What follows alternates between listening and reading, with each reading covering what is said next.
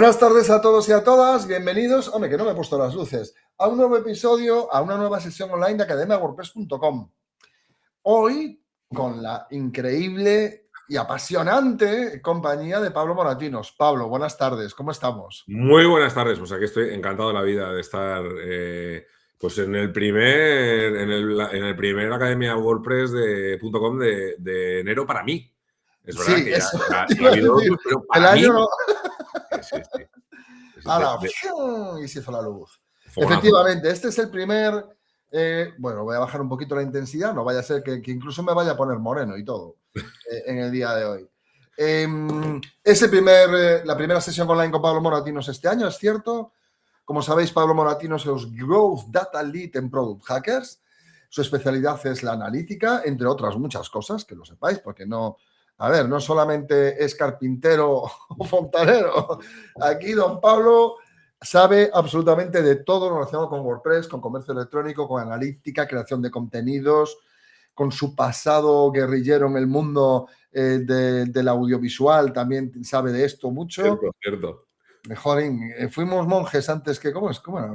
¿Fuiste monje? Cocineros antes que frailes, ¿no? ¿Cocineros antes que frailes o frailes antes que cocineros? Bueno, nosotros hemos sido aquí socorristas, 200.000 cosas. Mira, me preguntaron en el evento este fin de semana que a ver qué trabajos había tenido y se sorprendieron porque les dije que el primero había sido vender fruta en un mercadillo. ¡Ah! Me imagino que se esperaban algo súper sofisticado, pero Sí, no. claro. Yo tocar en una orquesta a los 15 años. Pues mira. Aquí cada uno, cada maestrillo con su librillo. Exacto. Y todos tenemos un currículum del que enorgullecernos. Exacto. Por supuesto. Muchas gracias. Samuel ha entrado aquí. Viene Samuel, no sé si es la primera vez que vienes o no, pero oye, fantástico. Samuel es la persona perfecta para venir a los webinars. Es que ni se presenta, no pasa nada, Samuel, pero lo primero que hace son 2 preguntas y de las buenas. Muy bien, Samuel. Queremos más Samueles en los webinars. Bueno, Pilar, José Luis, Ana, tenemos a Gustavo, Jesús. Gustavo, ¿qué me gustaría? Que sigáis el ejemplo de Samuel. Hoy todos somos Samuel. Por favor. ¿Por qué? Porque esto es un webinar, como ya sabéis.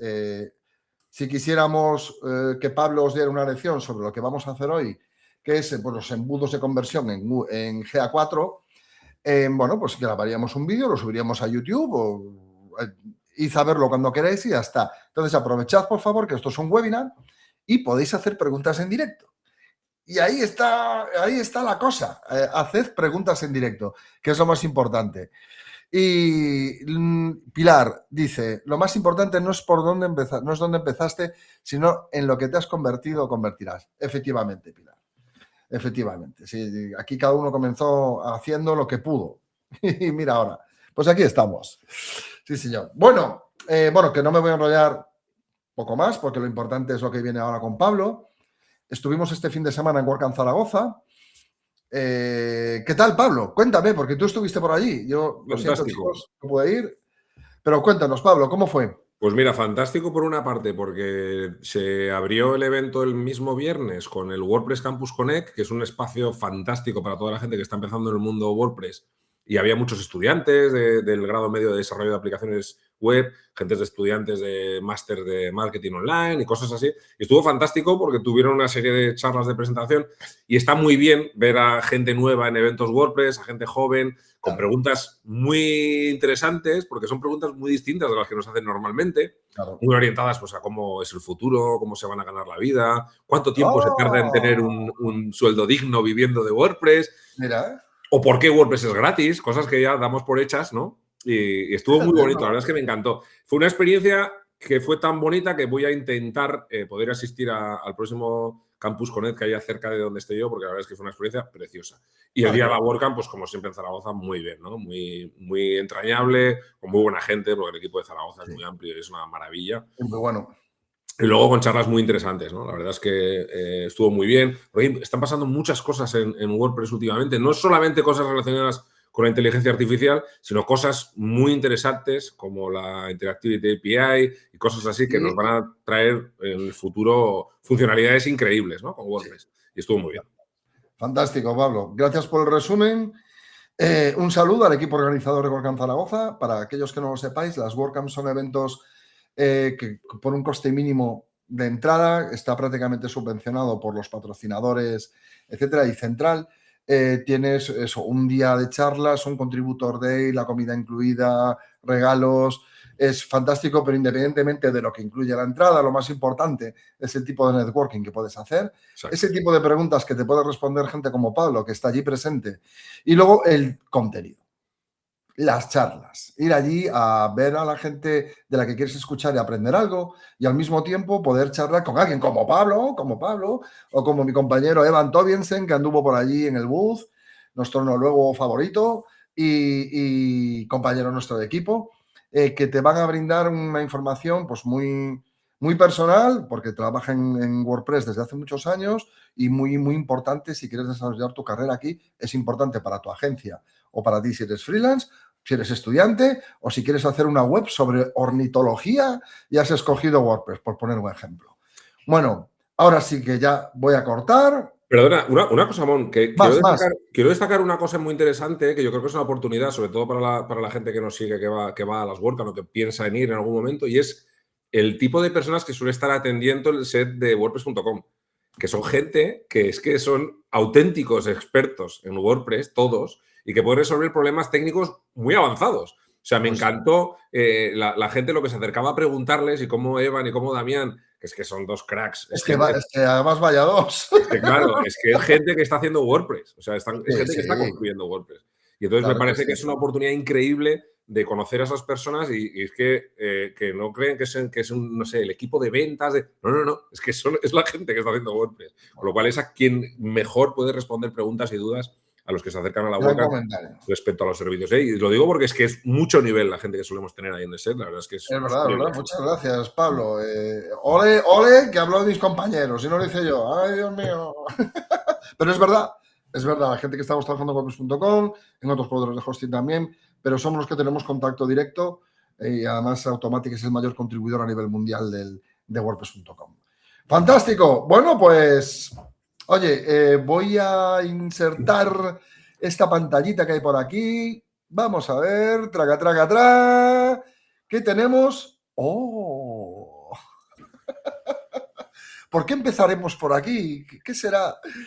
Bueno, Pablo, te dejo con el respetabilísimo público. Vamos allá.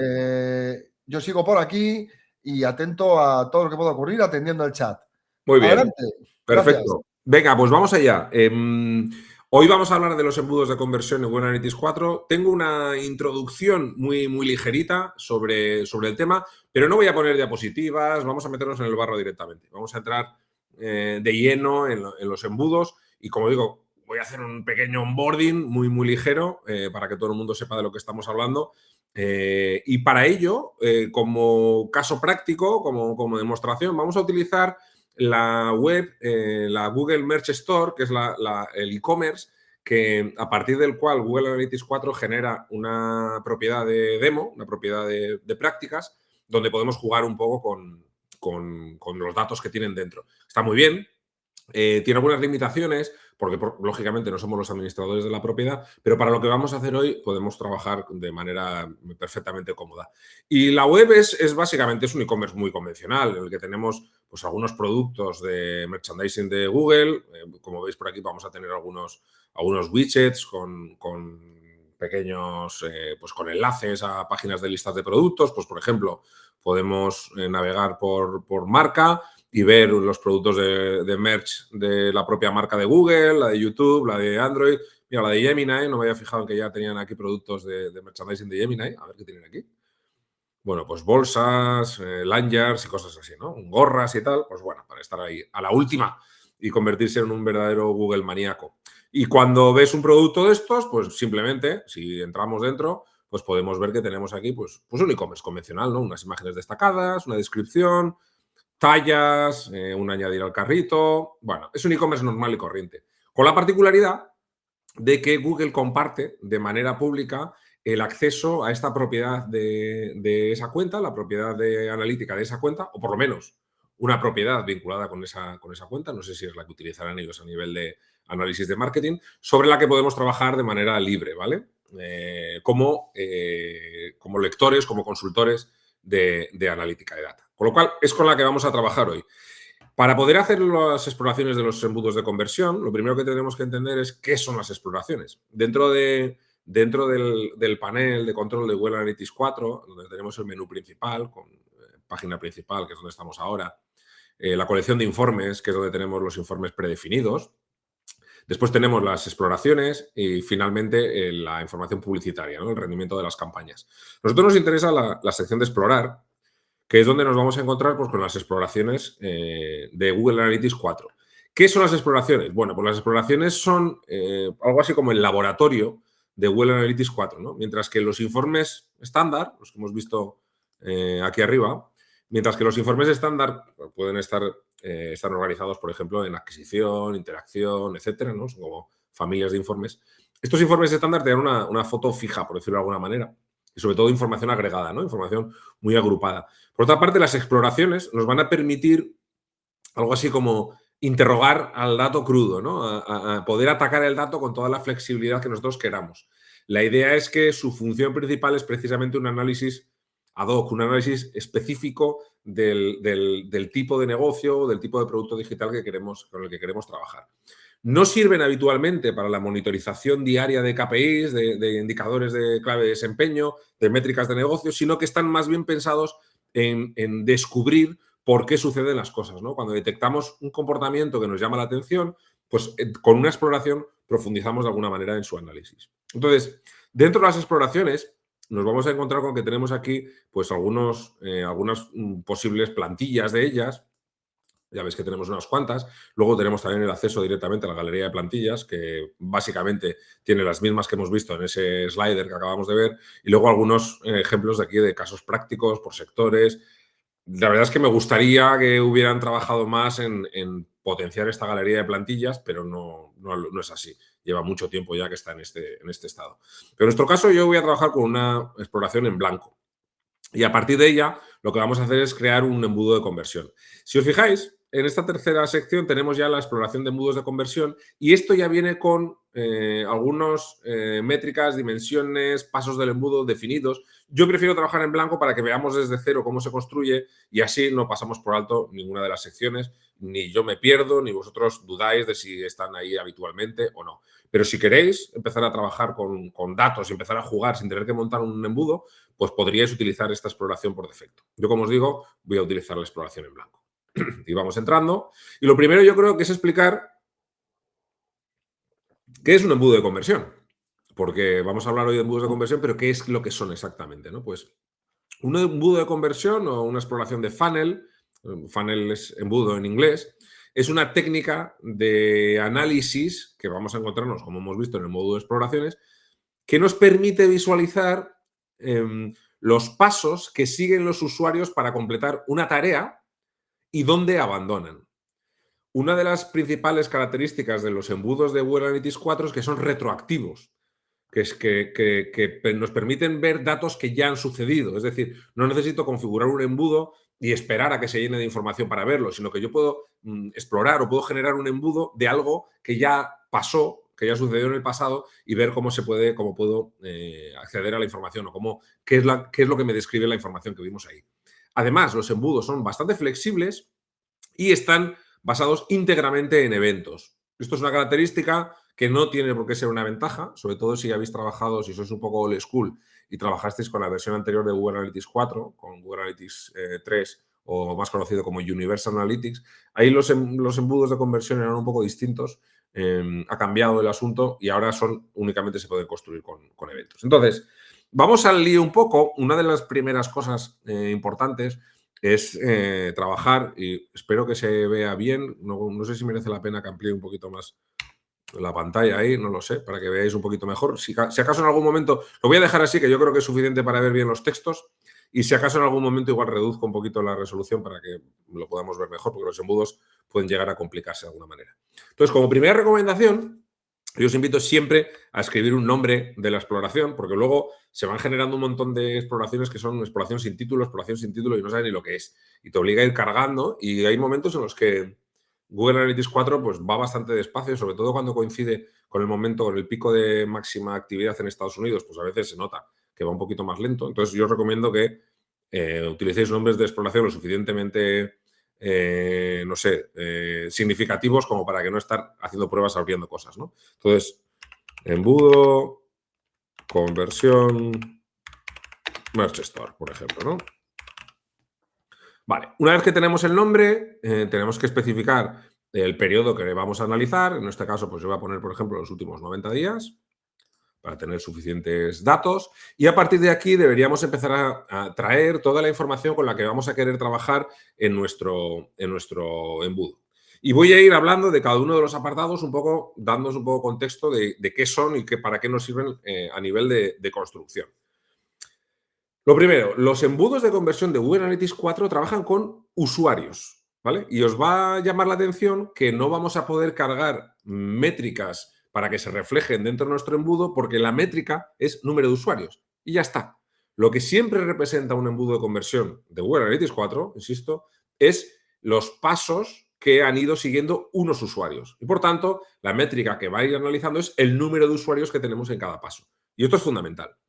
A partir de ahí, vamos a poder trabajar con diferentes conjuntos de usuarios. Es decir, en lugar de trabajar con todos los usuarios de mi sitio, voy a poder, si quiero, puedo trabajar con todos, pero lo suyo sería trabajar con segmentos de usuarios. Es decir, grupos de usuarios que para mí tienen unas características comunes importantes a nivel de análisis y esos grupos de usuarios puedo generarlos aquí, en segmentos, ¿vale? Yo voy a generar algunos de estos elementos de los que voy a hablar ahora y luego ya veremos cuáles usamos, pero quiero que entendáis un poco el alcance que tiene cada uno de ellos.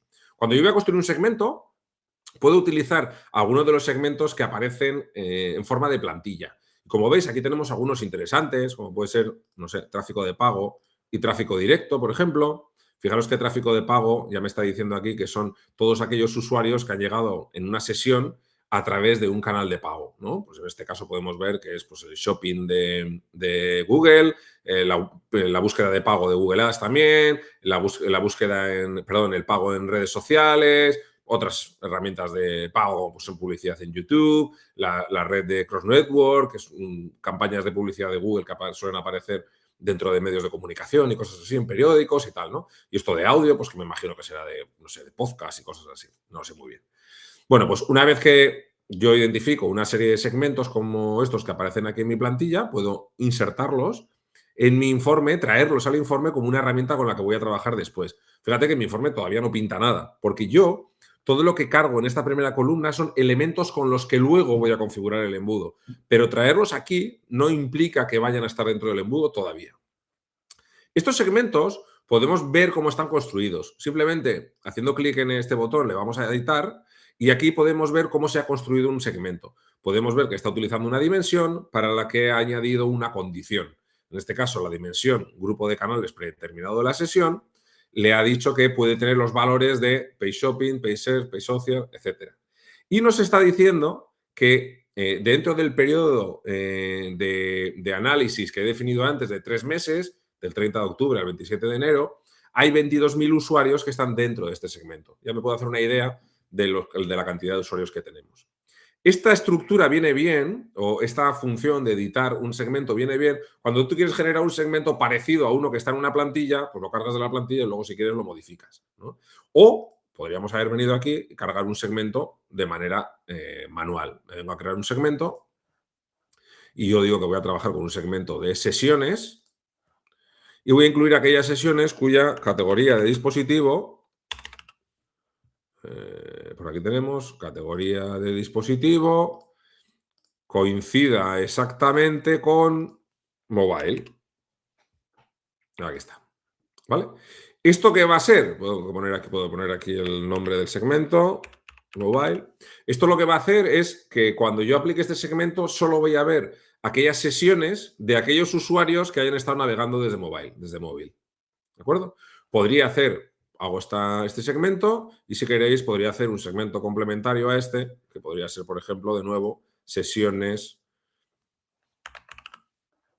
de la categoría de dispositivo que coincide exactamente con desktop. Desktop, ahí está. Aplicamos. Y aquí me dice que hay, ya vais a ver, ahora en cuanto se cargue esto, me va a decir el número de usuarios desde escritorio. 96.000, vale.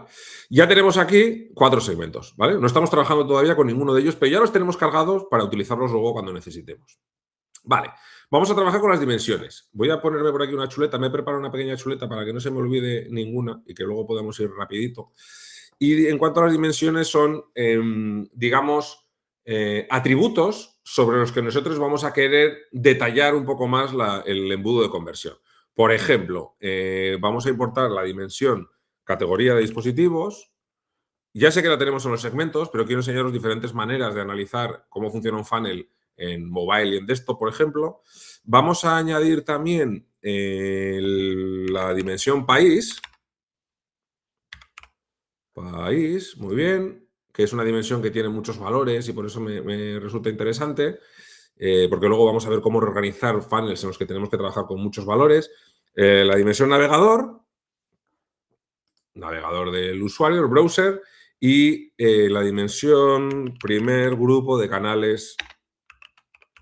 Vamos, en cuanto a fuentes de tráfico, primer grupo de canales predeterminado del usuario. Esto sería una dimensión con la que vamos a poder analizar cuál es el canal que generó este usuario para nuestro sitio. Es decir, el canal con el que capturamos al usuario la primera vez. Porque luego nos va a servir también para ver si tenemos diferencias en cuanto al comportamiento de los usuarios en un funnel en función del canal a través del que llegaron a nuestro sitio. Y creo que con esto, mira, vamos a generar también, vamos a traer también el nombre de evento. Nombre del evento. No. Aquí está, nombre del evento, que nos va a servir luego para ver las siguientes acciones. Y finalmente, el título de página. Ya sé que os puede parecer un poco random, pero la selección de dimensiones, pero vais a ver que luego va a tener sentido cómo las vamos a utilizar, ¿eh? Yo podría ir trayéndolas a medida que las vaya necesitando, pero quiero que por lo menos tengamos algunas para que sea un poco más ágil todo esto.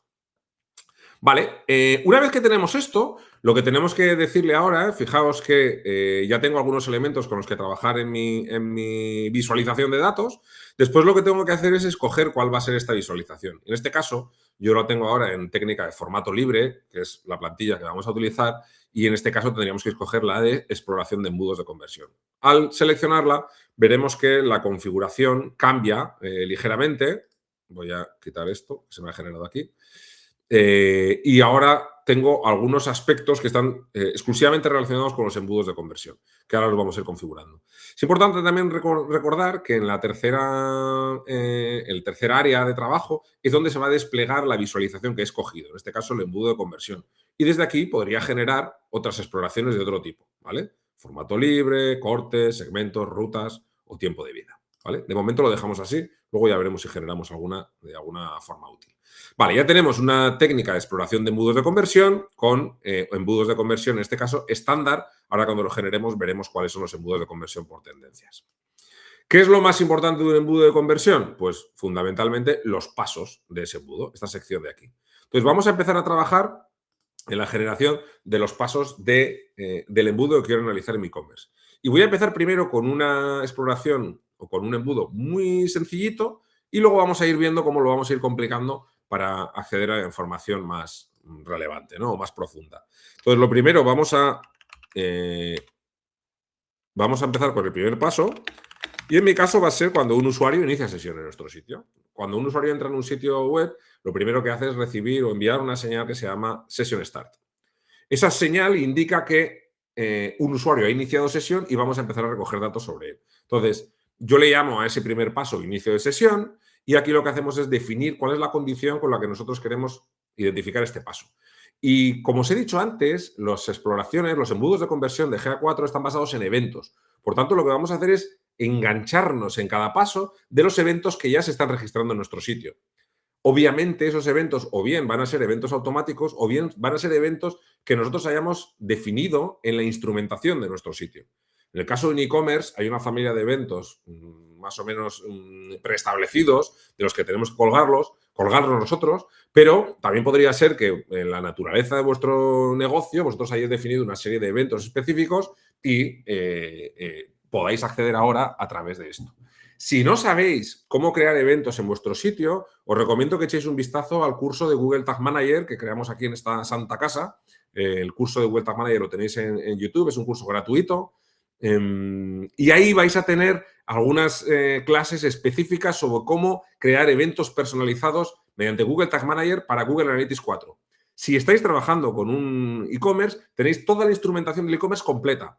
Si no es un e-commerce, vais a aprender a generar vuestros eventos automáticos, personalizados, como por ejemplo envíos de formularios de correo electrónico, clics en llamadas a la acción, interacciones con chats, cualquier cosa que se os pueda ocurrir, lo tenéis dentro del curso. Entonces, como os decía, en este caso, como iniciamos sesión, nos vamos a colgar de un evento automático que se llama Session Start.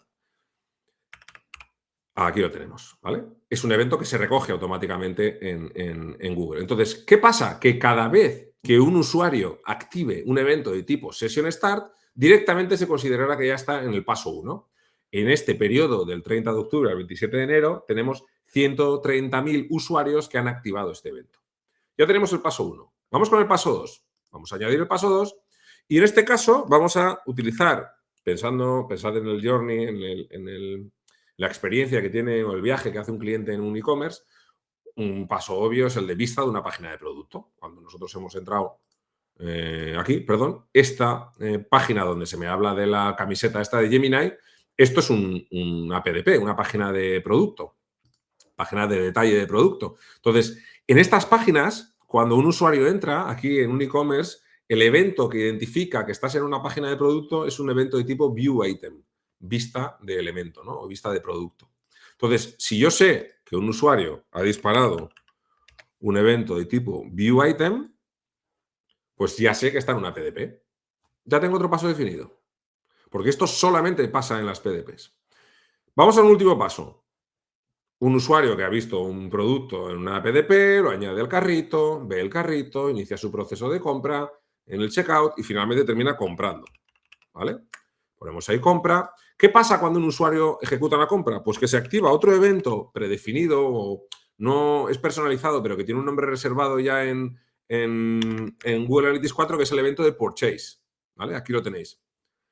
Evento de Purchase. Esto es un evento de compra y sucede, obviamente, cuando un usuario ha hecho una compra. Y fijaros que aquí ya me dice que hay 4,3 mil usuarios, o sea, unos 4.300 usuarios que han disparado una compra. Ya tendría un embudo simple de 3 pasos.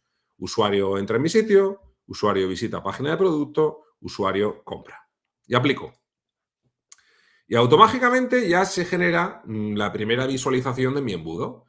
Fijaros que nuestros embudos siempre van a tener dos áreas, dos espacios, ¿no? Uno, donde vemos el embudo de manera un poco visual, ¿no? Una representación gráfica con este gráfico de barras. Y a continuación una tabla en la que yo puedo ir viendo algunas métricas relacionadas con cada una de estas fases. ¿Vale? Como veis, tenemos 129.000 usuarios que inician la sesión, de ellos 39.000 terminan viendo una página de producto y de ellos 4.270 terminan comprando. Este dato de aquí abajo indica que el 3,3% de los usuarios que entran en este embudo terminan comprando. Y aquí tenemos una serie de métricas complementarias. Esta me está diciendo que de estos 129.000 usuarios, el 30% pasa a la siguiente fase y el 69% abandona. Además tengo, si queréis, los valores absolutos, ¿no? Valores de abandonos y porcentaje de abandonos. Y me está dando, de alguna manera, la efectividad que tiene cada uno de los pasos. La efectividad o precisamente la no efectividad. Es decir, yo puedo ir viendo cuál es el porcentaje o la tasa de finalización. Finalización se refiere a pasar al siguiente nivel, no completar el embudo, sino bajar al siguiente nivel. O bien la tasa de abandono. Es decir, los que se quedan versus los que salen del embudo. Está guay verlo de esta forma numérica, ir a fijarnos un poco en el detalle, pero de esta manera podemos ver los saltos más pronunciados, ¿vale? A veces sucede que, por ejemplo, podemos tener tasas muy bajitas, tasas, por ejemplo, de un 0, algo por ciento, y que aquí no veamos bien estas gráficas. Bueno, hay un pequeño truco, que es que si te colocas sobre la gráfica y haces scroll, puedes ir cambiando un poco la proporción. Fíjate que como aquí ya me sale esta línea curva que indica como que aquí ya se me ha roto este gráfico, pero puedo ir ampliando para ver un poco más la relación en los pasos siguientes. Aquí, como estamos solo con 3 niveles, pues no parece tener mucho sentido, pero un poco para que veáis la idea, pues acaso el último nivel es apenas una línea azul muy finita y no podemos llegar a él, ¿vale? Pero fijaros cómo tengo un 100%, obviamente, de usuarios que inician sesión en mi embudo, 30% que llegan a PDP y 10% que bajan de PDP a compra, ¿vale? 3,3% de ellos termina comprando. ¿Ok? Como veis, ya tenemos nuestro primer embudo y es un embudo muy sencillo. Vamos a complicarlo un poco. Vamos a entrar con un poco más de detalle, ¿vale? Nos vamos a ir a los pasos de nuevo y vamos a matizar. Vamos a suponer que mi embudo no es... luego vamos a entrar un poco más en más de profundidad con embudos un poco más complejos, pero vamos a entrar con esta poca complejidad de profundidad, pero vamos a verlo con un poquito más de perspectiva. Vamos a suponer que yo quiero analizar una categoría en concreto, una categoría de productos. Hemos visto que había productos de Google, de YouTube, de Gemini. Vamos a suponer que yo quiero analizar el funcionamiento de los embudos siempre que estemos hablando de un producto de la categoría de Google, de la línea de categorías de Google. Y para eso lo que vamos a hacer es decir, vale, yo quiero tener un view item siempre, y añado un parámetro, que aquí dentro de los parámetros tenemos un parámetro que es la item category. Estos que tenemos aquí. Item category hace referencia a... Tú estás viendo un producto, pero ese producto tiene además una categoría asociada. Y una de las categorías que tienen los productos de Google es la categoría Google. ¿Vale? Luego hay categoría, pues eso, Gemini, categoría no sé qué, depende un poco de la marca que estemos viendo, ¿no? En este caso son los productos del buscador de Google. Entonces, aplico y fijaros cómo aquí va a cambiar este número, porque ya estoy hablando solamente de aquellos usuarios que iniciaron sesión, vieron un producto, pero ese producto era de la categoría Google. Ya hemos cambiado, se ha reducido nuestro flujo en el funnel, ¿vale?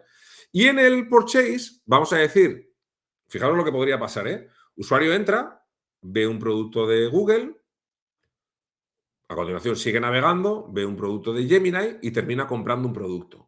Pero yo he dicho que lo que yo quiero es analizar los productos de Google, no cualquier tipo de producto. Y aquí el embudo sí que digamos que en este paso ha metido un producto de Google, pero yo quiero saber cuándo compra un producto de Google. Pues aquí añadiríamos exactamente el mismo parámetro. Y le voy a decir, quiero que sea una compra, pero quiero que sea una compra de un producto cuya categoría principal coincida con Google. Y además, vamos a meterle un parámetro más. Porque yo quiero hablar de productos de... Mira, aquí en este caso me está diciendo que 0. Esto seguramente tiene que ver con que dentro de la categoría del producto en Purchase, por algún motivo, no recogen la categoría Google. Vamos a eliminarlo para evitar ese filtro, pero vamos a meter otro filtro que creo que es interesante, que a efectos explicativos creo que tiene mucho interés, que es que me voy a centrar solamente en aquellas compras de alto valor. Es decir, no quiero quedarme con gente que se compró solo una camiseta, quiero quedarme con gente que gastó más de $100. ¿Vale? Es decir, estoy utilizando para ello el parámetro value, que es el valor que tiene la compra, el valor que tiene la compra que ha hecho el usuario, y le estoy diciendo que tiene que ser un valor superior a 100. Aplico y vamos a ver en cuánto se nos queda esto de esos 3. Mira, pues ha bajado a la mitad. Fijaros, voy a aplicar este nuevo embudo con estas características específicas y vais a ver que ese 3,3% que teníamos de conversión ha bajado un 1,2%. ¿Vale? Es decir, ahora recordad que tenemos usuarios que inician sesión, que ven una PDP de Google. De hecho, aquí lo suyo sería añadir este detalle para que nadie se confunda, y compra mayor que $100. Aplicamos. Ahí estaría, ¿vale? Para que tengamos bien el detalle de lo que estamos viendo. Fantástico. Vamos a ver más detalles de cómo están organizados los pasos, detalles importantes. Fijaros que cada uno de los pasos, además de indicar un evento con un parámetro que pueda filtrar o que pueda definir más detalles sobre ese evento, además puedo añadir opciones, digamos, booleanas. Es decir, puedo hacer que salte con un view item u otro evento, y esto hago aquí una O, y sería el primer o segundo evento, y además podría hacer un y. Es decir, que para que el paso 2 se completara, tuviera que suceder un evento y luego otro. ¿Vale? Vamos a hacer un poquito más complejo todo esto. Vamos a ver, después de un view item, después de ver un producto, ¿qué es lo que pasa antes de que el usuario compre? Que añade a un carrito. ¿vale? Y eso antes no lo hemos incluido. ¿Cómo añado aquí un evento intermedio? Bueno, pues simplemente desde aquí podemos añadir un paso arriba o abajo, ¿vale? Lo voy a añadir justo debajo aquí, voy a añadir añadir al carrito. Añadir carrito. Y aquí, ¿cuál es la condición? Pues hay un evento específico para esto que es un add to cart. Ahí estaría. Añado el add to cart y ahí lo tenemos. Y aquí, ahora sí que podríamos hacer, si quieres, vamos a ver si en este caso el item category sí que lo devuelve. Tengo que deciros que la instrumentación analítica que tiene la tienda, la Merch Store, no es la mejor del mundo, ¿vale? Se nota que es un sitio de pruebas y suele tener algunos errores. Vamos a ver si para el add to cart sí que mantiene la categoría del producto. Nah, no tiene roto eso. Se ve que solamente lo recogen a nivel de view item. Pero bueno, vamos a dejarlo con cualquier producto, ¿vale? Y vamos a comprobar un detalle de configuración que no habíamos visto hasta ahora, pero que ahora tiene mucho sentido. Fijaros que entre cada uno de los pasos tenemos aquí un desplegable que viene predeterminado, elegido, de forma predeterminada, viene elegido, le sigue indirectamente. ¿Esto qué significa? Esto significa que en el paso 1 hay un session start, en el paso 2 hay una vista de producto y entre medio puede pasar cualquier cosa. Puede pasar que el usuario, no sé, se vaya a ver otra página de producto o se vaya a ver las condiciones de compra. No sé, que añada al carrito un producto que tenía en la home o que pase por el checkout para no sé qué, que vea el carrito, lo que sea. Puede pasar cualquier cosa entre estos dos pasos, pero solamente estarán en el embudo aquellos que hayan cumplido estos dos. Si vosotros queréis que sean eventos consecutivos, hay que escoger le sigue directamente. Y esto significa que se ha producido un session start y que el siguiente evento, en el timeline de eventos que se producen, tiene que ser un view item. Y si no, se ha roto el embudo y el usuario ha salido fuera. Es muy poco habitual que se utilice esta configuración, porque es muy difícil que entre dos eventos, sobre todo eventos personalizados, que son los que van a componer habitualmente un funnel, es muy improbable que no haya ningún evento por medio. Por ejemplo, simplemente haciendo scroll, saltaría un evento de scroll, que es un evento automático en la medición mejorada de Google Analytics 4. Hay un conjunto de eventos que saltan automáticamente y uno de ellos es el scroll. Luego hay otro que es el user engagement. Hay varios eventos que salgan de manera automática. Pues cualquiera de ellos estaría rompiendo esta norma de le sigue directamente, ¿vale? Entonces, normalmente es muy poco habitual que se utilice el le sigue directamente. Solamente en entornos muy controlados, como puede ser un checkout donde está, o un formulario, ¿no? Un formulario en el que tienes diferentes pasos dentro y que el usuario no puede hacer nada más que eso, bueno, pues ahí podría tener sentido. Y a continuación tenemos la ventana temporal donde debería producirse este salto. Es decir, a mí me interesa, por ejemplo, un usuario que ha tenido un session start, se va del sitio, vuelve al rato y entonces ve la PDP. Quiero decir, no cierra, no abandona la sesión, ¿no? Pero se desconecta en menos de 30 minutos y por tanto la sesión continúa abierta. Pues igual no, porque ahí en ese flujo, pues igual no, lo que ha pasado por medio ha modificado totalmente el comportamiento que yo podría esperar, ¿no? Pues en este caso, aquí podríamos definir si queremos activar una limitación de tiempo de, por ejemplo, esto debería pasar en, como mucho, 15 minutos, ¿vale? Si ha sucedido un session start y han pasado más de 15 minutos hasta este siguiente paso, se reinicia mi embudo y debería volver a iniciarse sesión. Si no, el usuario estará fuera del embudo. Cualquier salto que haya superior a 15 minutos entre estos dos eventos hace que el usuario no participe en el embudo. Y esto puede tener sentido en muchos casos, ¿vale? Sobre todo lo que os decía, ¿no? Quizás en fases donde la evolución en el embudo tiene que suceder en una ventana de tiempo determinada para que realmente refleje una experiencia de intención del usuario, ¿no? Si no, pues es más fácil que entre ruido dentro de nuestro embudo porque las ventanas de tiempo pueden ser muy grandes, ¿vale? Entonces, cuidado, este primer aspecto le sigue indirectamente, es la configuración más habitual y las ventanas de tiempo, pues bueno, las que vosotros podáis necesitar, ¿vale? Ya tenemos aquí un poquito más de detalle. Si queréis, vamos a añadir todavía una fase intermedia más, una fase que puede ser bastante frecuente, que es la del inicio del checkout. Vale, cuando los usuarios entran en el checkout, en ese proceso donde vamos a iniciar las opciones de pago y de envío, el evento que se dispara automáticamente es el Begin Checkout, ¿vale? Estos eventos, ¿yo cómo me los sé, Pablo? Porque ¿de dónde los saco? Bueno, pues son estos eventos en concreto en e-commerce son los eventos recomendados por Google Analytics 4.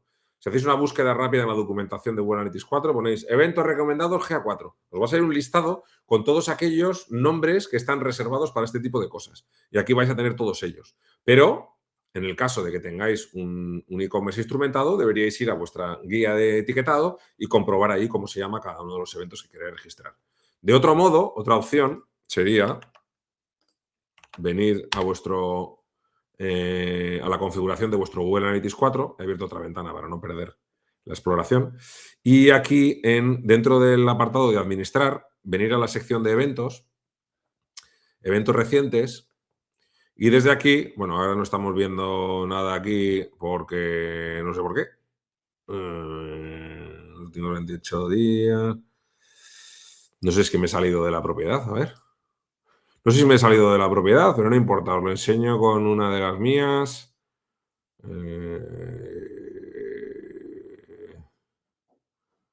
Por ejemplo, esta misma. Y aquí, dentro de los eventos... Vale, tampoco, no sé por qué no estoy viendo. 24 horas. No sé por qué no estoy viéndolo, pero en los informes, si no, dentro de eventos los podremos ver. Por aquí, interacción, eventos. Vale, aquí tendríamos, ¿vale? Un listado con todos los eventos que podamos ver en nuestra cuenta. ¿Vale? En este caso, como veis, tenemos estos 8 eventos que se están registrando en mi sitio. Algunos de ellos son automáticos y otros eventos son personalizados. Pero todo esto es lo que ya se está registrando de manera directa en mi sitio. Estos son con los que yo puedo construir mi embudo de conversión, ¿vale? Ese es uno de los problemas que os decía, que no podemos meter combinaciones de tipo de aquel usuario que haya visitado 2 veces una página de producto y que haya permanecido un tiempo de más. No puedo hacer ese tipo de estructuras que podía hacer en Universal Analytics, o no puedo hacerlo, pero es más complejo hacerlas porque los embudos se van a construir normalmente a partir de eventos. Entonces, como os decía, en el caso del checkout, lo que tenemos es un begin checkout en el que vamos a poder, con lo que vamos a identificar que el usuario ha entrado dentro de nuestro checkout. Aplicamos y, como vais a ver, ya se empieza a confundir o se empieza, digamos, a complicar de alguna manera nuestro embudo, ¿vale? Inicio sesión, página de producto, añadir al carrito, checkout y compra de más de $100. En este caso, ya podemos ir viendo un poco las pérdidas que tenemos en cada una de esas, fases. Vamos a ver algunos aspectos de la configuración del embudo que hace que sea, digamos, que se interprete de una manera distinta. Los embudos de conversión de Google Analytics 4, en principio, son embudos cerrados. Eso quiere decir que solamente van a reflejar a los usuarios que hayan pasado por cada una de las fases. Es decir, usuarios que entran en la fase 1, pasan a la fase 2, pasan a la fase 3, pasan a la fase 4, pasan a la fase 5. ¿Qué pasa si un usuario llega directamente a nuestro negocio en el checkout? Pues que como no, imaginaos que recibe un enlace directo para ir al checkout. Por ejemplo, el típico enlace de recuperación de un carrito abandonado, ¿no? Y te lleva al carrito y de ahí va al checkout. Claro, ha llegado al carrito, que es una fase que más o menos estaría por aquí intermedia, ¿no? Entre añadir al carrito y checkout. Pero no ha pasado ni por la fase 1, ni por la 2, ni por la 3. En realidad se ha pasado por la fase 1 porque ahí se ha lanzado un Start Session, ¿no? Pero no ha pasado por la 2 y por la 3. Ha pasado directamente aquí en medio, ha aterrizado directamente aquí en medio. Ese usuario no entraría en el embudo. Incluso aunque termine comprando, no va a estar reflejado en el embudo. Salvo que yo abra el embudo. Y en el momento que abro el embudo, se empiezan a recoger usuarios que saltan en fases intermedias del embudo, que acceden en fases intermedias del embudo. Estos embudos son un poco menos habituales de analizar, pero cuando estás trabajando con un embudo que tiene mucho detalle, que tiene un recorrido muy amplio, viene bien para que no para recoger aquellos usuarios que están accediendo en momentos intermedios cuando tu estructura no es muy estricta, ¿no? Entonces, viene bien abrirlo para esos casos, o por lo menos experimentar con qué diferencias tiene mi embudo cuando lo abro, ¿vale? A continuación, a nivel de profundidad en el análisis, vamos a tener la posibilidad de segmentar o desglosar lo que sucede dentro de mi embudo. Por ejemplo, aquí estamos analizando todos los usuarios que cumplen estos criterios. ¿Qué pasa si yo solamente quiero analizar a los usuarios que están utilizando navegación de tecnología móvil, ¿vale? Pues directamente lo que hago es añadir mi segmento de mobile. Vamos a ver ahora que se carga. Y ahora yo lo que estoy viendo, fijaros aquí en el apartado de comparaciones de segmentos, ha cargado el segmento mobile y solamente estoy viendo los datos de mobile. Fijaros cómo ha caído brutalmente la conversión. Ha pasado un 0,3%. ¿Vale? ¿Cómo puedo hacer para comparar mobile con desktop? Que era el segmento que habíamos creado antes. Que por cierto, se me ha quedado aquí sin título. Voy a editarlo en un momentito. Desktop. Aplicamos. Y al hacer un cambio se me ha añadido directamente al informe. Y aquí lo tenemos. Fijaros que ahora podemos, al añadir dos segmentos, podemos compararlos directamente dentro de los informes y de una manera visual hacernos a la idea de cuál es la diferencia de rendimiento de cada uno de los segmentos. Obviamente, en el segmento de desktop podemos ver que estamos trabajando con un volumen de usuarios mucho mayor y podríamos evolucionar o avanzar a través del embudo para comprobar que tenemos una conversión del 1,6% en desktop frente a un 0,3% en mobile. Aquí ya estamos viendo un efecto claro, ¿no? Hay mucha mejor conversión en desktop que en mobile. Y es curioso porque esto, fijaros que si yo elimino los segmentos, recordad que tenemos una conversión que creo que era del 1,2%, ¿no? Creo recordar, 1,1%. Fijaros cómo yo puedo estar dando por hecho que la conversión general de mi sitio es un 1,1% y estoy no viendo que tengo un verdadero problema en la conversión en mobile porque es del 0,3%, pero al tener una un poquito más alta en desktop está tapando, está equilibrando y me da una sensación general de que está funcionando bien. Pero en el momento que yo le meto la comparación, que le meto los segmentos, es cuando ya descubro que efectivamente tengo un problema en mobile. ¿Vale? No solamente tengo un menor número de usuarios que navegan desde mobile, en este caso prácticamente la mitad, sino que además de tener menos usuarios, tengo bastante menos potencia de conversión. ¿Vale? Esto es una forma mediante los segmentos de comparar esto. Ahora estamos haciéndolo con mobile y desktop, pero también podríamos hacerlo con tráfico de pago frente a tráfico directo. Y ahora veremos ahí las diferencias, ¿no? Y de nuevo, pues podemos ver que tenemos un mayor volumen de tráfico directo y en cuanto a conversión, pues de nuevo, en este caso, el tráfico directo tiene una mejor conversión que el tráfico de pago. Tiene bastante sentido en el caso de un e-commerce porque al final el tráfico directo pues es un tráfico de usuarios que habitualmente, pues, si conocen mi URL o la tienen guardada en favoritos o es a través de un correo electrónico, como acceden al sitio, quiero decir, a través de un enlace en un correo electrónico, pues lógicamente hay como un mayor conocimiento de marca y es más probable que haya una compra, ¿no? Y esto me permitirá de alguna forma analizar esa comparación o simplemente dedicarme a analizar únicamente el rendimiento del tráfico de pago, ¿vale? Y ya está. Y como veis, los segmentos es una forma de comparar, pero hay más formas de comparar. Por ejemplo, mediante las desgloses. Por ejemplo, puedo utilizar como desglose la categoría de dispositivo, que es un poco lo que acabamos de ver con segmentos, pero vais a ver que la visualización es de otra forma, ¿vale? En este caso, fijaros cómo lo que hace es mete dentro de cada uno de los pasos un desglose para cada uno de esos dispositivos. No solamente el dispositivo que forma parte de un segmento, sino todos los valores que tiene la dimensión categoría de dispositivo. Y estos valores son desktop, mobile, tablet y smart TV. Y puedo llegar hasta el final y comprobar el rendimiento de cada uno de estos dispositivos. ¿Vale? Esto, en lugar de por dispositivos, lo puedo hacer por países y ver cuál es la conversión que tengo por cada uno de los países desde los que nos está llegando tráfico. Y podemos ir viendo cómo tenemos aquí Estados Unidos, India, Canadá y China y Japón, bajar hasta la compra y comprobar que tenemos un 1,9% en Estados Unidos, que es bastante más del doble que en Canadá, que es el segundo lugar, y luego en otros tengo pues 0, 3, nada, 0,1, nada. La Merchandise Store está principalmente dirigida a Estados Unidos y Canadá, ¿vale? A Norteamérica. Entonces, los datos que vamos a ver de otros países son, en realidad, datos un poco residuales, por decirlo de alguna manera. Pero bueno, como los recoge, me gusta que los tengamos aquí para que los podáis ver.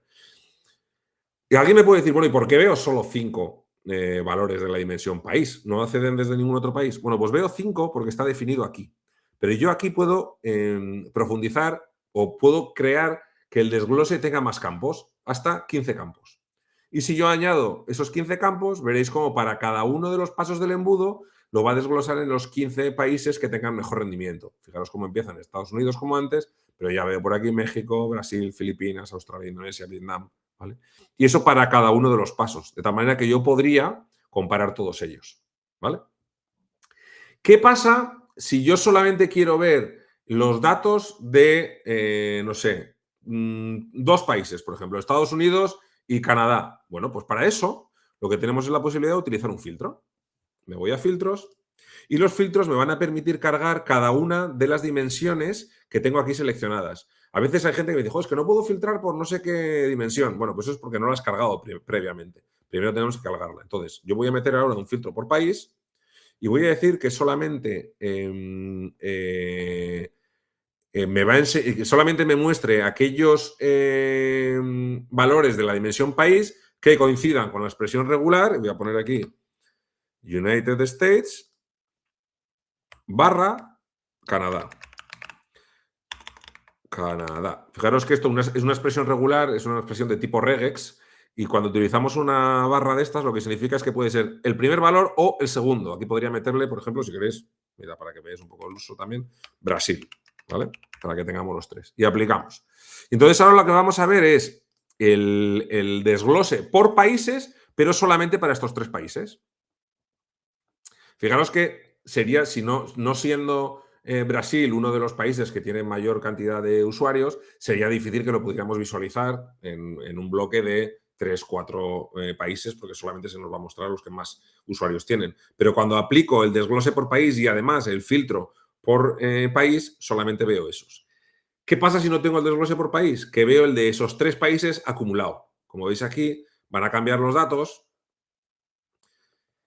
pero los voy a ver de manera agregada. Veo Estados Unidos, Canadá y Brasil sumados y sin desglosar, hasta que yo haga ese desglose, como os decía, aquí arriba.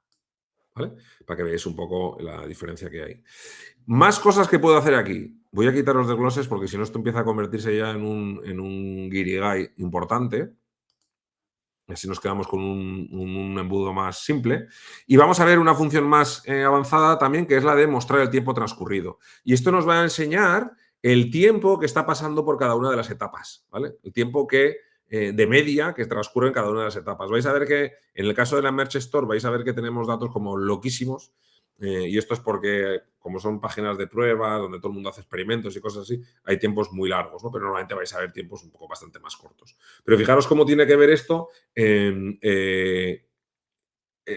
un e-commerce normal o en un negocio normal. Te va a dar un poco referencia de cuál es la maduración, el tiempo de maduración que necesita cada uno de los usuarios para cumplir los pasos del embudo que tú has definido. Y podrías estar trabajando, por ejemplo, en acortar esos periodos. Por ejemplo, imaginaos en un proceso de maduración de leads, típico lead nurturing que se hace en marketing online, en el que tú estás madurando un lead a través de una serie de correos electrónicos que le envías, podrías estar experimentando con todos ellos para ver cómo afectan en tu embudo de conversión, para ver si de alguna forma estás acortando esos tiempos de maduración con tus campañas de marketing online, ¿vale? Eso sería una posibilidad. Además del tiempo transcurrido, hay otra función muy interesante que vamos a ver dónde la tenemos por aquí. Un segundito. Sí, la sección de siguiente acción.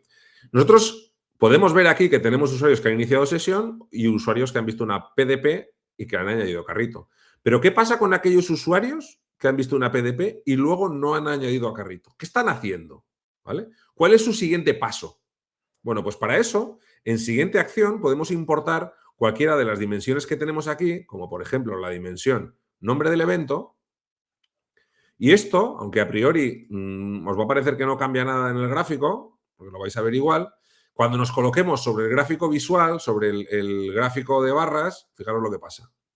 Me aparece aquí un desplegable con las 5 acciones siguientes principales.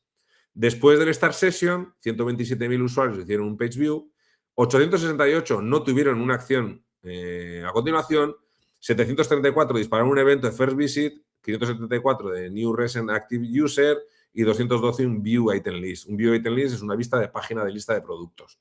La típica página con una categoría o con unos artículos destacados, los artículos más comprados, eso sería una Item List, una lista de ítems. Cuando están dentro de una PDP, estas son las cosas que hacen, ¿vale? Como veis, hay muchos que hacen un Add to Cart, que es nuestro siguiente paso, pero otros muchos hacen un scroll o hacen simplemente lanzan un evento de no compradores, es decir, se marchan sin comprar, ven una lista de productos o simplemente cargan otra página. Estamos viendo cuál es su acción siguiente a cumplir ese paso.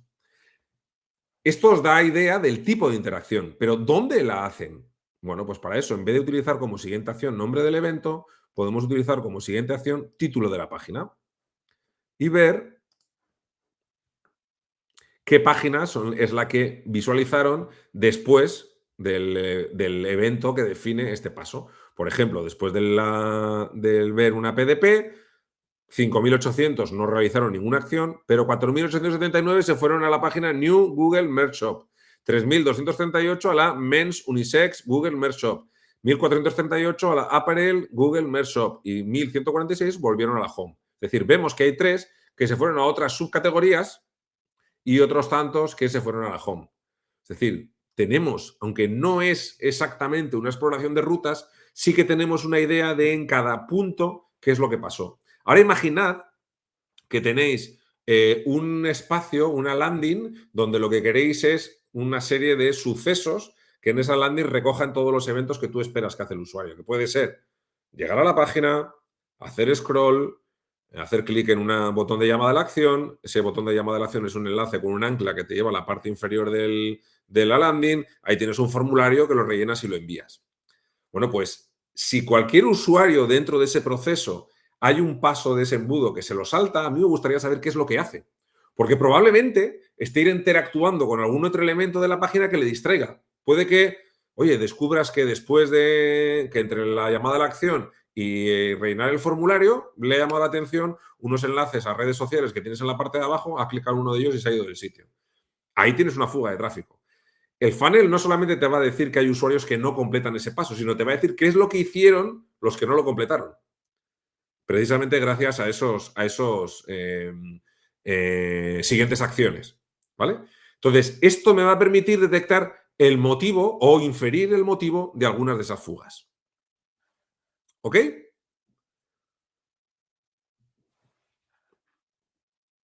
Bien, con todo esto podemos empezar a trabajar de alguna forma en estrategias de pintar nuestro funnel de la forma más efectiva posible. Preguntas que me suelen hacer antes de que pasemos ya directamente a las preguntas.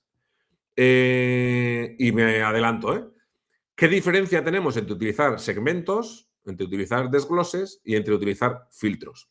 Bueno, pues básicamente los segmentos nos sirven para agrupar y comparar. Los segmentos nos van a permitir definir audiencias, ¿no? Y los vamos a utilizar solamente cuando queremos ver cómo se comporta un grupo específico frente a otro grupo o frente al total. Los filtros, sin embargo, nos sirven para excluir y para limpiar, ¿no? Nos van a permitir definir condiciones restrictivas, por decirlo de alguna manera, y las vamos a aplicar sobre dimensiones o sobre métricas que ya estamos utilizando en la tabla. No nos sirven para comparar, sino para eliminar lo que no queremos ver. Y el desglose lo que hace es mostrarnos todas las opciones que tenemos de una dimensión, salvo aquellas que hayamos filtrado si lo estamos combinando, para realizar precisamente esas comparaciones. Los desgloses sí que se parecen más a los segmentos, pero son formas. El segmento tiene su parte de filtrado, el desglose me muestra todos los valores que tenga disponibles, solamente limitado por el número que yo haya definido. Pero todos aquellos que tengan relevancia en cuanto a volumen de usuarios van a aparecer ahí mostrados. Es decir, segmentos me permiten analizar un grupo especial con unas características determinadas, desglose me permite ver todas las opciones que tengo y filtro me permite eliminar todo el ruido que no quiero ver. Por ejemplo, si nos encontramos con un tipo de parámetros que tienen valores que no son de tipo NotSet, por ejemplo, que no han sido recogidos, con un filtro podría sacarlos fuera de mi informe para que no estén metiéndonos ruido. Y con esto creo que hemos dado una visión general, acelerada, si queréis, de los embudos, pero yo creo que lo suficientemente potente como para que podáis trabajar con ellos. Como os decía al principio, si por lo que sea se os hace un poco bola crear vuestro primer embudo, os vais a las exploraciones y abrís directamente una exploración de embudos de conversión. ¿Vale? Y aquí, como veis, ya aparece un embudo montado. Fijaros que aparece un embudo con algunos segmentos, un conjunto de dimensiones, una serie de pasos ya aquí determinados e incluso un desglose, ¿vale? Ya tenéis un embudo con el que podéis empezar a ver algunos datos ya, ¿vale? Fijaros cómo en este caso, en vez de comenzar en el primer acceso, perdón, en el inicio de sesión, hacen la primera vez que el usuario entra, ahí sí, session start, inicio de sesión, es decir, usuarios que es la primera vez que entran. inician sesión, ven una página y compran, ¿vale? Bueno, pues es un embudo un poco así, digamos que se olvida de toda la parte intermedia, pero creo que puede ser, creo que puede ser útil, ¿vale? Entonces, de esta manera yo creo que ya tenemos una idea de lo que podemos hacer con los embudos, que espero que os sirva un poco de inspiración para empezar a trabajar vuestros embudos. Me puedo imaginar que algunas de las preguntas irán por los eventos que constituyen estos embudos, pero no quiero adelantarme a ellas y espero que Araquemón me las pueda transmitir. ¡Yeah! Efectivamente. Ahí entro yo. Hola, Pablo. Joder. Yo cuando veo una aplicación de este estilo, así filosofando un poco, me imagino, o sea, los ingenieros que hay detrás y que desarrollan un software que es capaz de coger un stack de datos, que desarrollan un software que es capaz de darte todas estas posibilidades sin fallo y que además se tiene que ejecutar en una única plataforma dividida por dominio desde una única infraestructura, por muy cloud que sea. O sea, o Excel, ¿sabes? Cuando ves cosas que son verdaderas obras de arte. A mí, independientemente de que a la gente le guste o no Google Analytics 4, ahora me dirás, porque esa te la voy a preguntar yo, ¿qué particularidades tiene? ¿No? ¿Cuánto tráfico está recogiendo?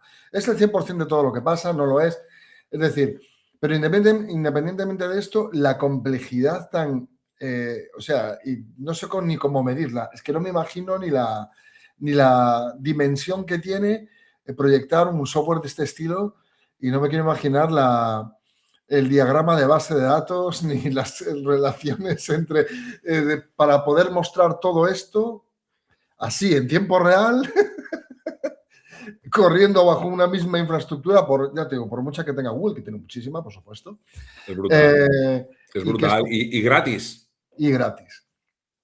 Gratis, que es verdad que luego hay un servicio, el Google Analytics 360 o el paquete de Marketing Platform 360 de Google, que es un servicio de pago, una suite, digamos, para marketing de pago.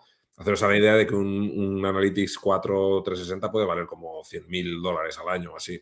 Estamos hablando de un servicio de un SaaS ya caro. Pero que no ofrece lo que ofrece este en mayor volumen. Digamos que te ofrece más volumen de datos reales, ¿vale? Está en el volumen de datos que es capaz de procesar de forma cruda, de forma real, es la diferencia entre 0 o 100.000. Yo creo que en la mayor parte de los casos yo creo que la respuesta está clara. Oye, la casilla de salida es buena, ¿no? 0. Oye, venga, esto es para todos. Venga, claro. Siguiente paso. Para un porcentaje muy pequeño. La distribución de tiers, digamos que hay un salto bastante potente. En el embudo queda guay. Pues vamos con las preguntas. Lo digo porque debí haberme enrollado menos al principio, pero vamos con preguntas. Muchas gracias, Pablo. Me ha encantado la presentación porque hacer cosas en directo yo creo que es la mejor forma de que la gente vea y entienda la lógica de una herramienta de este estilo. Y es sobre todo eso, la diferencia entre segmentos, listas, lo importante. Lo importante, y no es que sea difícil, pero claro, si lo ves y te lo explican, es muchísimo más sencillo. Bueno, las preguntas de Samuel, yo creo que como no vio la presentación, en todo caso, ¿qué KPIs tendrían en cuenta para determinar si el funnel está funcionando correctamente? Que esto es curioso. Teniendo en cuenta que no dispones de presupuesto para ads, o sea que tu funnel ya está condicionado, porque ya hay un canal que no tienes.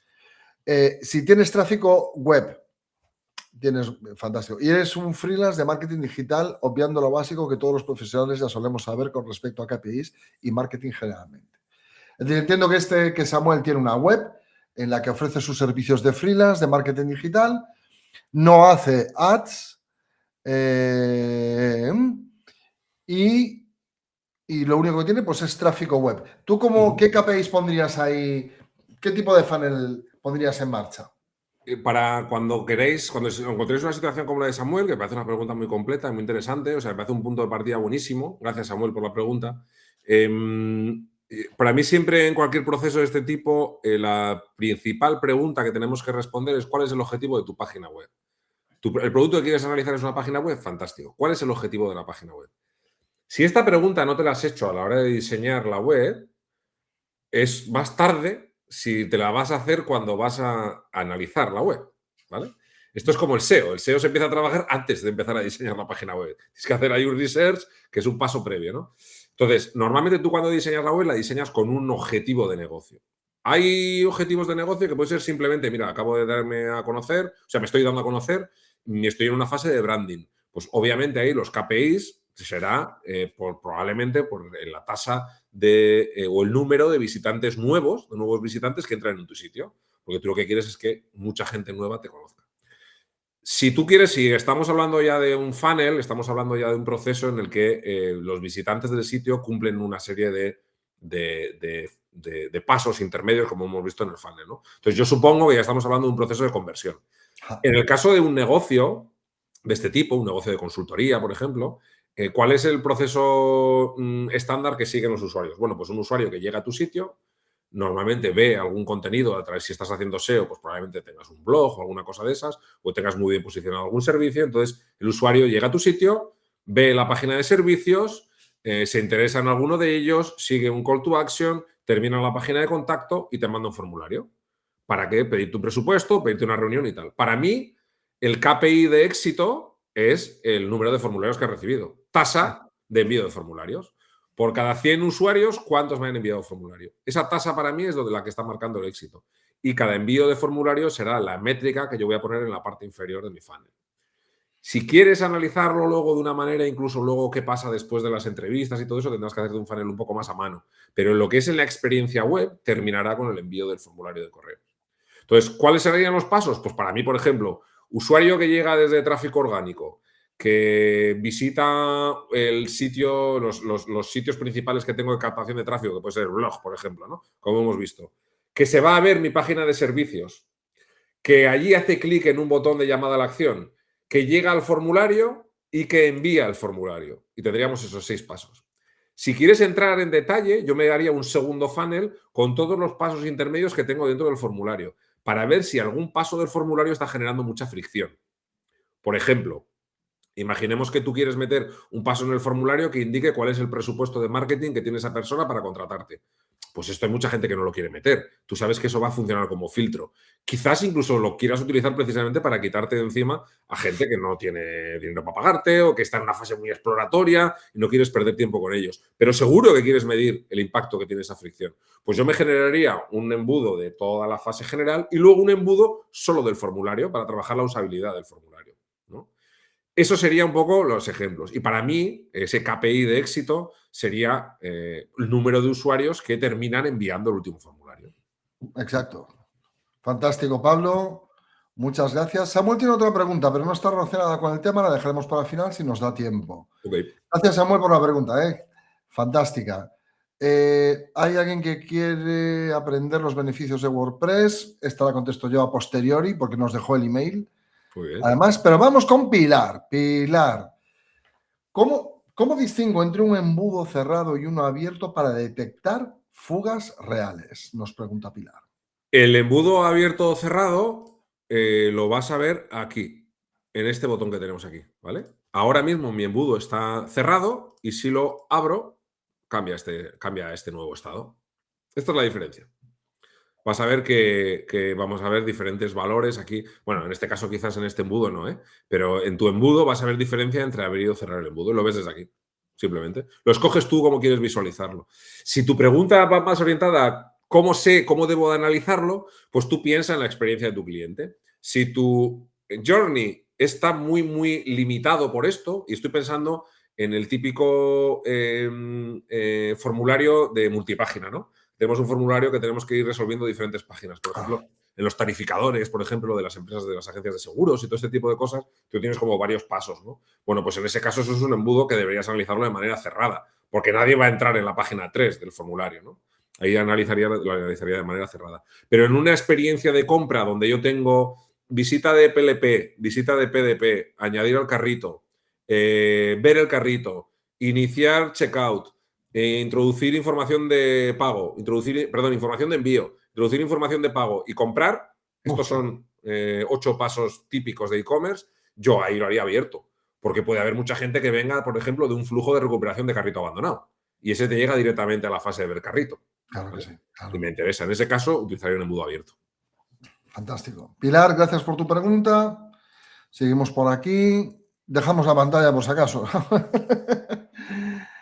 Vamos con la siguiente, que también es de Pilar. ¿Cuál es la mejor forma de medir pasos que ocurren fuera de mi web? Como por ejemplo los pagos en plataformas externas. Muy buena pregunta.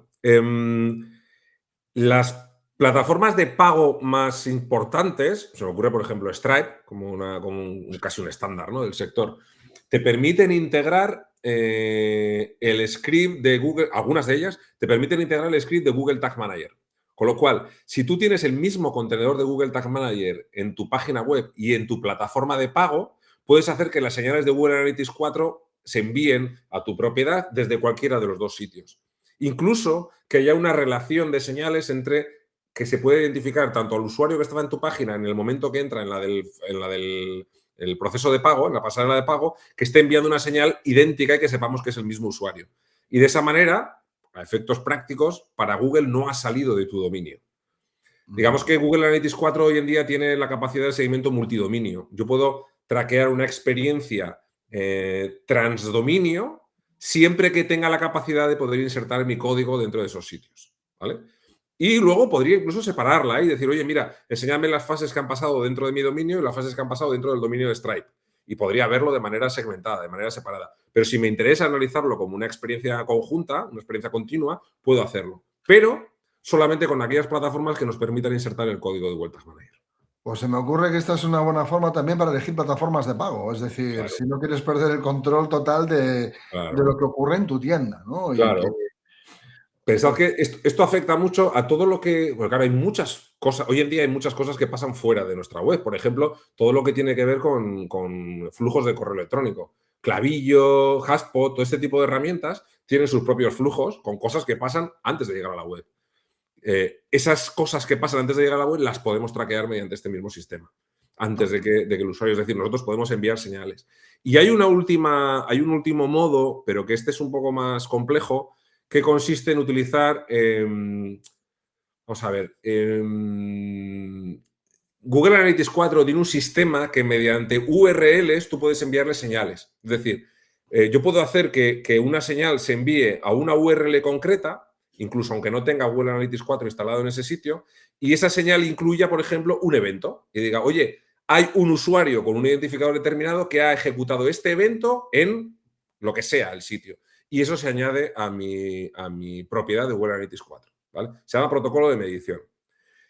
Es un poco complejo porque requiere programarlo, pero normalmente se utiliza para cuando tenemos, por ejemplo, CRMs no sé, o backends donde no están sucediendo cosas en el front de mi sitio y yo quiero enviar señales allí. Por ejemplo, os explico una cosa muy rápida. Si yo tengo un usuario, por ejemplo, en un e-commerce, tengo un WooCommerce, y mi usuario compra y tal, y al día siguiente me llama por teléfono y me dice, oye, mira, que me he equivocado y quiero anular el pedido. Yo me voy a mi back de WooCommerce y desde ahí lo anulo. Claro, eso no ha pasado en el front. ¿Eso cómo se refleja en mi analítica? Mi claro. analítica refleja una venta. ¿Cómo le digo que esa venta se ha cancelado? Pues yo puedo instalar un sistema de protocolo de medición que envíe una señal desde mi back directamente a Google Analytics 4 y diga, mira, el pedido tal, tal, tal se ha anulado. Y además le he devuelto el dinero. Y eso se registra como un evento de refund. Es decir, ya es algo que está estimado, que está preparado en Google Analytics 4. Pero es algo que se envía no desde la experiencia de navegación del usuario, sino de un espacio, digamos, ajeno, ¿no? Eso es otra fórmula con la que se pueden hacer este tipo de cosas. ¿Cómo se llamaba esa última? Protocolo de medición. Protocolo de medición. Protocolo de medición de Google Analytics 4. Muy bien. Muchas gracias. Pero Pablo, gracias. lo suyo sería utilizar una pasarela que permita instalar nuestro código de Google Tag Manager. Otro motivo de selección de pasarela, sin duda. Santiago pregunta, sería interesante comentar cómo influye el ámbito, scope, del embudo a crear, diferenciando usuario, sesión, evento. Gracias. Es muy interesante esta pregunta. Mirad, la forma más... antes, como os he dicho, los embudos miden a nivel de usuario. Y os habréis fijado que cuando estamos escogiendo los segmentos, yo voy a crear aquí un segundo que añado de nuevo la pantalla. Cuando vamos a crear un segmento nuevo, fijaros que puedo añadir un segmento personalizado a nivel de usuarios, de sesiones o de eventos, ¿vale? ¿Esto qué significa? Bueno, los segmentos de usuarios me van a mostrar todos los usuarios que a lo largo de su vida, su relación con nuestro sitio, cumplen los patrones de mi embudo. Por lo tanto, podría ser un embudo que suceda en 3 o 4 meses, por ejemplo, ¿vale? Imaginad, no sé, el proceso, por ejemplo, de, yo qué sé, se me ocurre ahora una web de temas inmobiliarios, por ejemplo, ¿no? Pues quizás ahí la experiencia de compra sea muy larga, o un coche. Voy a comprarme un coche o algo así, pues seguramente el proceso de maduración del cliente lleva mucho tiempo, ¿no? En ese caso, lógicamente, nosotros podemos trabajar con análisis, con ámbitos o con alcances, con scopes de análisis a nivel de usuario. Yo estudio la relación de mi usuario con el embudo a lo largo del tiempo. Después tenemos el de sesiones. Las sesiones, los segmentos de sesiones, siempre se aplican a la sesión de navegación. Es decir, estoy hablando de una visita en mi sitio y la sesión que corresponde a esa visita concretamente. Una sesión se va a cancelar cuando el usuario abandona mi sitio o cuando lo deja inactivo durante más de 30 minutos. Es decir, la típica pestaña abandonada que me voy a navegar a otra cosa, a los 30 minutos de no utilizarse esa pestaña, se cierra la sesión. Pero mi embudo se va a medir solamente a nivel de esa sesión, ¿vale? Es decir, si un usuario abandona un embudo a la mitad, cierra la sesión o abandona la sesión y vuelve mañana a la mitad de mi embudo, estará fuera de mi embudo. Porque debería volver a repetirlo, ¿vale? Vale. ¿Vale? Y en este caso, fijaros que aquí, a nivel de. La verdad es que los embudos a nivel de eventos no tienen tampoco. No es lo más habitual, lo normal es que estemos analizándolo siempre a nivel de usuarios y de sesiones. Pues los eventos es, digamos que el alcance o el ámbito en el que los voy a analizar es el más pequeño de todos ellos, ¿no? Es cuando se están produciendo todos los eventos en una misma ubicación en concreto. Esto puede tener, por ejemplo, sentido cuando estamos analizando, por ejemplo, pues lo que os decía antes, ¿no? Incluso interacciones dentro de un formulario o dentro de una SPA, cosas así, que estoy analizando todo lo que sucede en una ubicación muy concreta, en un espacio muy concreto, y digamos que la ventana o el ámbito es muy limitado, ¿vale? Cuando estamos trabajando con interacciones y así es cuando tiene un poco más, o conjuntos de interacciones muy concretos, es cuando tiene más sentido. Pero lo más habitual es utilizar los segmentos de sesiones y en procesos de conversión que llevan más tiempo, los segmentos de usuario, normalmente. Los de eventos son más de experiencia de usuario, así cuando estamos trabajando en la UI de un sitio, en la interfaz visual y ese tipo de cosas. Muy bien, muy bien. Jolín, Santiago, espero que te haya quedado claro. Fantástica la pregunta. Y la última, y damos por finalizada la sesión de preguntas, también de Pilar. Muchas gracias, Pilar, por tu participación. ¿Qué métricas de tiempo entre pasos indican que un usuario está frustrado en el proceso? ¿Es algo que se pueda detectar? Yo diría que un usuario frustrado lo que hace es abandonar. No es que se alarguen los tiempos, sino que simplemente abandona. Para mí, el tiempo entre pasos define más lo que es la comprensión real de una intención de compra. A ver si soy capaz de explicarme. Los funnels, los embudos de conversión es una representación de lo que pasa. Es una especie como de, casi una metáfora, ¿no? Estamos utilizando algo que está muy limitado, casi coaccionado de alguna manera a cómo nosotros queremos que sea la relación del usuario con los objetivos para los que tenemos nuestro sitio. En el fondo, los análisis de conversión, los embudos de conversión hoy en día, son mucho más complejos de lo que nosotros pintamos aquí, ¿no? Porque afectan un montón de cosas, el usuario va, vuelve, no sé qué, hace muchas cosas, contrasta, tal, y casi nunca es lo que nosotros hayamos predefinido. Entonces, los embudos nos permiten simplificar mucho todo esto para quedarnos con algo que seamos capaces de entender, ¿vale? Eso para empezar. Es decir, un embudo casi nunca representa a la realidad, porque No es la una realidad foto, vamos. es infinitamente más compleja. Pero es una simplificación para que podamos trabajar en estos procesos. Entonces, para mí, el límite de tiempo o el tiempo entre pasos, lo que va a determinar es cuál es el umbral para mí que refleja que la intención del usuario es avanzar hasta el siguiente paso. Y cuándo estamos hablando ya de una casualidad, de azar, ¿vale? Es decir, si entre dos pasos hay un tiempo que no justifica una experiencia natural, eso puede ya deberse al azar. Ya no es un embudo. En realidad es que el azar ha llevado al usuario de un sitio a otro y ha terminado cumpliendo 2 o 3 pasos, pero no estaba pensando en comprar todavía, no estaba preparado. No es que haya abandonado porque no le haya satisfecho la experiencia de usuario, es que no quería ni comprar. Estaba dando una vuelta, se ha confundido, ha visto no sé qué, luego ha vuelto, ha visto otra cosa, no sé qué, y dice, hostia, ya está en mi embudo. No, no, no.